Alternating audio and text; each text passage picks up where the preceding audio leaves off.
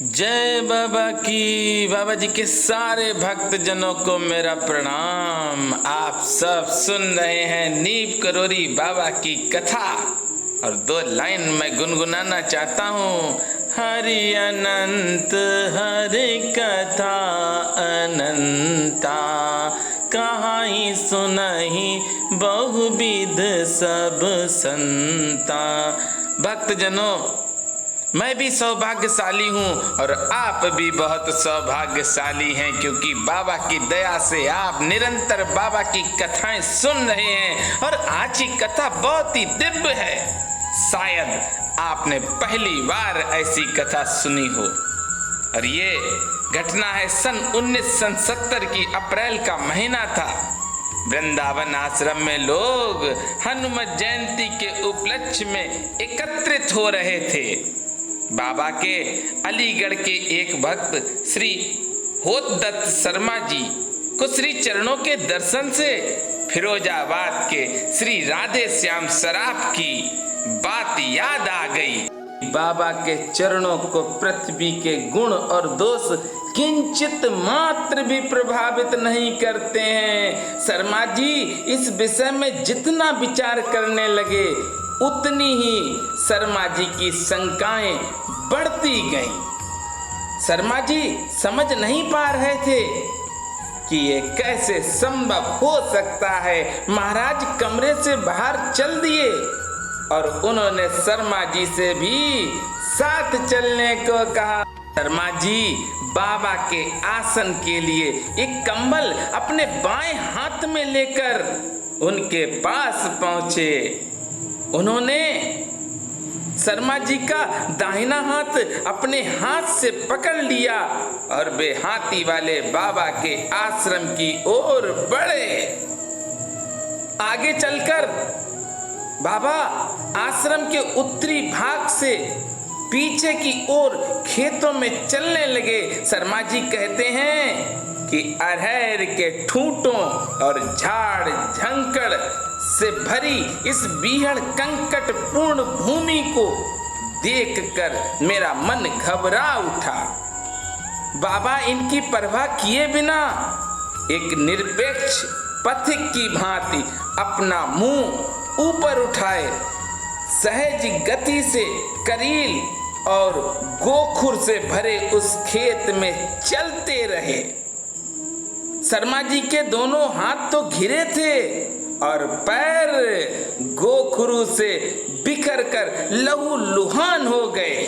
जब पैर उठाना भी शर्मा जी के लिए कठिन हो गया तो वे मेरे हाथ को झटका देते हुए बोले, चलता नहीं, क्या हो गया?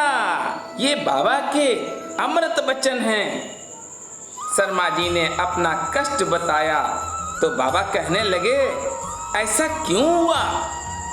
तुम्हारे कांटे क्यों लगे? हमारे क्यों नहीं लगे? हमारे चलने के लिए भी तो यही भूमि है। मुझे निरुक्त देख उन्होंने कांटे निकालने का आदेश दिया और कांटों के निकलने पर जलन शांत हुई। बाबा ने फिर शर्मा जी का हाथ पकड़ लिया और अब किस बार शर्मा जी और बाबा अधिक कांटों वाली भूमि की ओर चल दिए। शर्मा जी कहते हैं कि मेरे दोनों पैर गोखुरु से भर गए और मेरा चलना असंभव हो गया। बाबा मुझे डांटते हुए बोले, अब क्या हो गया? तुम्हारे पैर में बहुत कांटे लगते हैं, हमारे पैर में कांटों का स्पर्श भी नहीं हुआ। इस पर शर्मा जी अपने मन की कमजोरी स्पष्ट रूप से व्यक्त करते हुए कहा, बाबा ये मेरी भूल थी कि मैं श्री चरणों की अलौकिकता पर विश्वास नहीं कर पाया।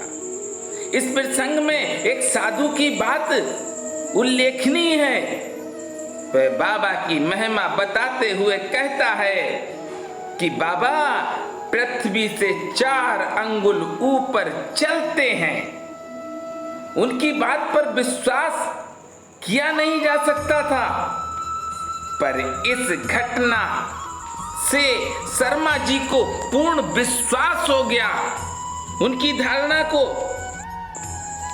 चेंज हो गई। अरे बाबा की कृपा देखिए कि किस तरह से बाबा ने अपने भक्त की परीक्षा भी ली है और अपनी भी परीक्षा दी है। बाबा सभी मौसमों में दिन रात नंगे पैर विचरण करते हैं, पर बाबा के पैर के तलुए सदा कोमल और स्वच्छ बने रहते हैं। वे किसी के भी साफ बिछोने में बिना पैर धोए बैठ जाते हैं, पर इससे उनकी स्वच्छता में कोई अंतर नहीं आता है। अरे भक्त निरंतर जब बाबा को भजता रहता है तो भक्त के भी सारे के सारे कष्ट खत्म हो जाते हैं।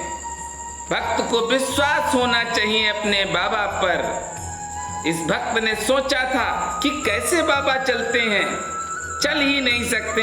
अरे हमें नहीं सोचना है कुछ भी, हमें तो बाबा के रंग में रंगा रहना है। जिस तरह से बाबा हमको रखें हमें तो वैसे ही रहना है। आप सब बाबा की कथाओं को सुनते रहें और बाबा की दया से आप सब मंगलवार को नीप करोरी धाम से नीप करोरी बाबा के दर्शन करते रहें और मेरे साथ पूरे परिवार को एकत्रित करके आप जोर से बोलेंगे, बोलिए नीप करोरी महाराज की जय।